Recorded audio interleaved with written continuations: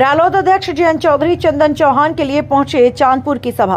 उत्तर प्रदेश में चुनाव का समय जैसे जैसे नजदीक आ रहा है, वैसे ही प्रचारक अपने क्षेत्रों में प्रत्याशियों के लिए जमीन तैयार करने में जुट गए हैं। आज बिजनौर में जयंत चौधरी जनसभा करने पहुंचे हैं। बिजनौर लोकसभा सीट और नगीना सुरक्षित लोकसभा सीट पर अपनी पार्टियों के प्रत्याशियों के पक्ष में वोट की अपील की। जो राजनीति पार्टियों की शीर्ष नेता प्रचार मैदान में उतर गए हैं। राष्ट्रीय लोकदल के सुप्रीमो सांसद राज्यसभा जयंत चौधरी हिंदू इंटर कॉलेज चांदपुर के मैदान में सभा करने पहुंचे हैं। बिजनौर से ब्यूरो रिपोर्ट। अपने खेत में जो है फसल की रखवाली कैसे करनी है और कटाई के वक्त पे और मंडी तक कैसे वो पहुंचाना है, अब वो काम का वक्त है। तो बड़ी जिम्मेदारी, अपने से ऊपर की तस्वीर मत देखिए कि क्या होगा। जो अपने घर की बात है, परिवार की, मोहल्ले की, समाज की, क्षेत्र की, उतनी सब लोग कर लेंगे और निभा लेंगे। तो अपने आप जो तस्वीर हम बनाना चाहते हैं, बिजनौर की हो, नगीना की हो और पार्लियामेंट की, जहां 400 पार का लक्ष्य हमने दिया, वो तस्वीर बन जाएगी कि नहीं बन जाएगी। आनंद जी मंत्री बने हैं, मुख्यमंत्री जी के विश्वास से बने हैं और आपके कहने पे बने हैं। मैं सोच रहा था गन्ने की बात कर रहे हैं, सीट की बात कर रहे हैं। और जो आज दिल्ली के रास्ते बना दोगे चंदन के लिए, तो 400 पार का रास्ता भी बन जाएगा गन्ने का। हम लोग जहां भी हैं, जैसे भी हैं, जितने लायक हैं, जो चौधरी चरण सिंह जी को मानते हैं, हमारा यही एक सूत्रीय कार्यक्रम है। किसानों के लिए कैसे किसानों का भला होगा। और मुझे बहुत खुशी है, मैं जानता हूं कि आप बहुत ज्यादा प्रफुल्लित हुए होंगे, खुश हुए होंगे। में 2 दिसंबर की वो तारीख, 2 दिसंबर भोकरड़ी में सभा चंदन ने कराई थी और मैं पहली बार आप मौजूद है। मैंने उस मंच से कहा था कि हमारी इच्छा है कि चौधरी चरण सिंह जी को भारत रत्न मिल जाए। तब मुझे नहीं मालूम था और आप सबने पुरजोर उसका समर्थन किया। करने को तो इससे पहले भी सरकारें रही, वह भी कर सकते। इच्छा शक्ति होनी चाहिए।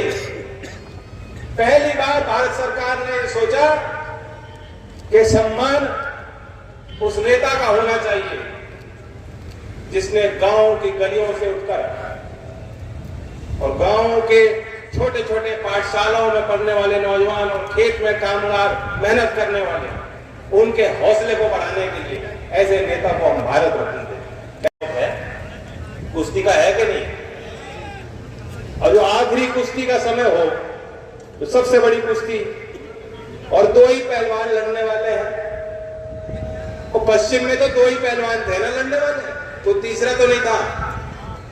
और जो दोनों पहलवान ने पहले हाथ मिला दिया कि लड़ना ही नहीं,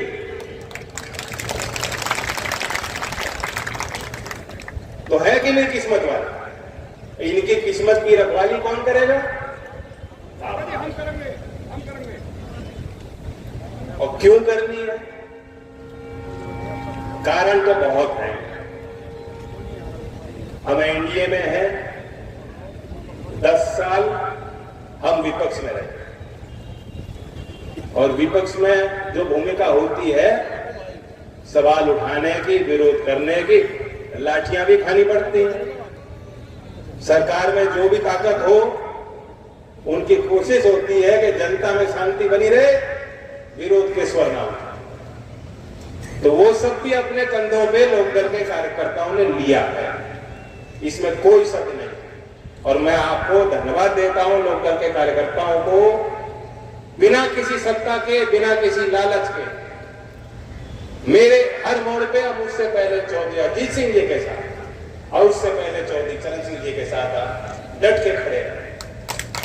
मैं आपको धन्यवाद देता हूं।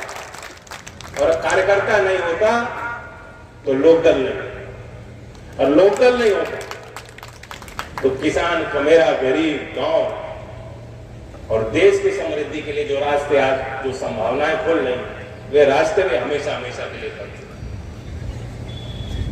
कार्यकर्ताओं की बड़ी भूमिका होती है। भारतीय जनता पार्टी के अध्यक्ष जी यही कह रहे हैं, छोटी छोटी जिम्मेदारी लो, बड़ा ठेका मत ले लो अपने कंधों। हमारे लोकदल के कार्यकर्ताओं को भी सीख लेनी चाहिए। हमें कुछ आदत है बड़ी बात कहने की,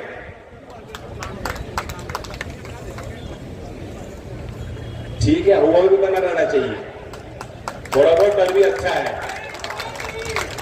लेकिन अब काम का समय है। राष्ट्रपति के जो सम्मान वो देंगे वो मैं आपकी तरफ से हासिल करूंगा, ग्रहण करूंगा, लेकिन मैं समझूंगा कि भारत रत्न का ये सम्मान मैं नहीं ले रहा, चौधरी चरण सिंह के परिवार के नाते आप ले रहे हैं, बिजनौर का, नगीना का, गांव का बच्चा ले रहा है, यहाँ की महिलाएं ले रही है, यहाँ के किसान ले रहे हैं।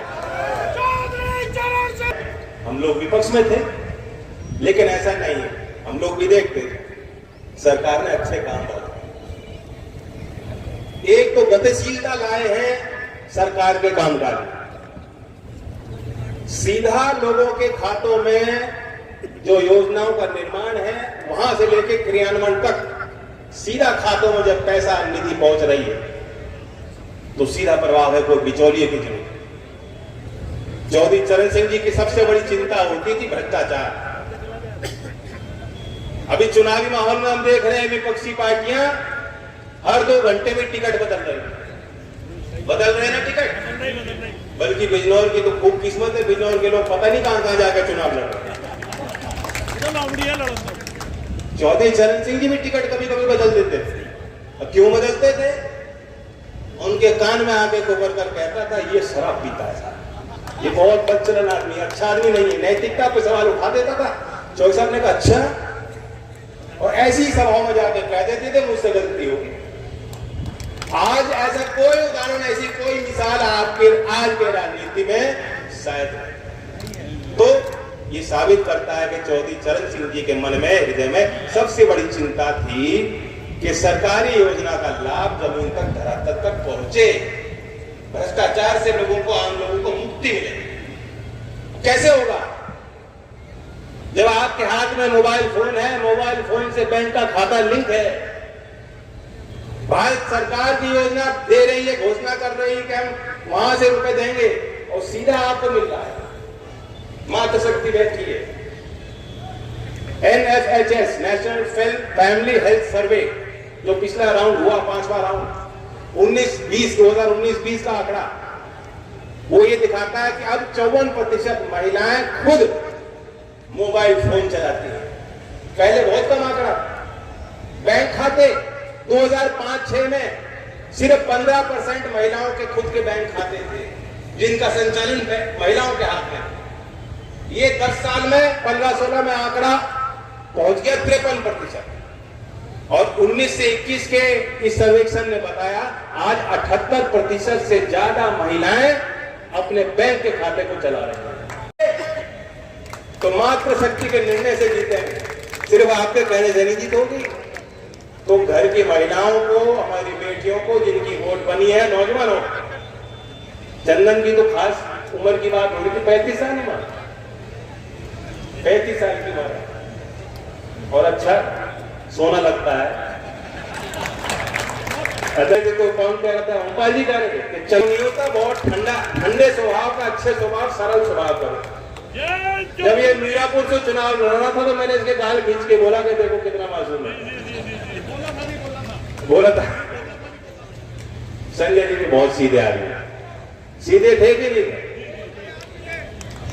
जो काम होता था कहते थे, जो नहीं था बस में कह देते थे। उस चक्कर में कभी कभी बुराई मिल जाती है। आज के लाग लपेट के जमाने में कोई सुनना नहीं चाहता कि मेरा काम ना हो। तो इसलिए संजय को भी सीखने को मिलेगा आपसे। ओमपाल जी हमारे नेता हैं, हमारे प्रत्याशी हैं, दोनों के लिए ओमपाल जी का सिंबल है, बताओ क्या है, और चंदन का सिंबल आप करना। ओम कुमार जी नगीना से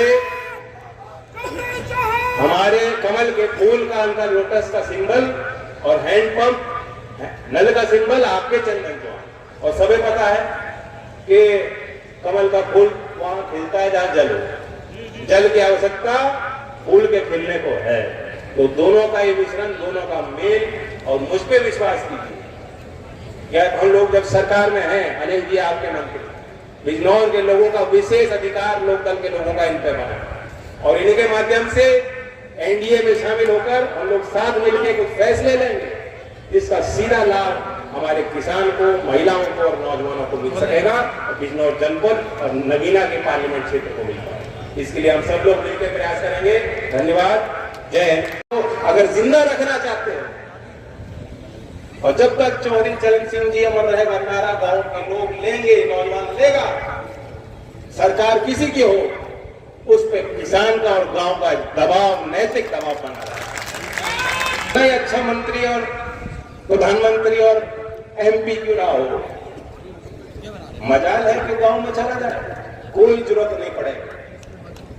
देश की बदलती तस्वीर में आज भी चौधरी चरण सिंह जी के विचार प्रासंगिक हैं, प्रभावशाली हैं। और मैं जानता हूं कि आप सब चाहते हो कि आज के इस युग में, आज की जो समस्या है बेरोजगारी की, भारतीय अर्थव्यवस्था की, देश के तरक्की के जो नए रास्ते, नए आयाम हमें खोलने हैं, कैसे हम वहां तक पहुंचेंगे, इन सवालों के लिए भी शोध हो तो चौधरी चरण सिंह जी की जो लिखी गई किताबें हैं, जो उनकी स्पीच थे, नीतिगत उनके निर्णय थे।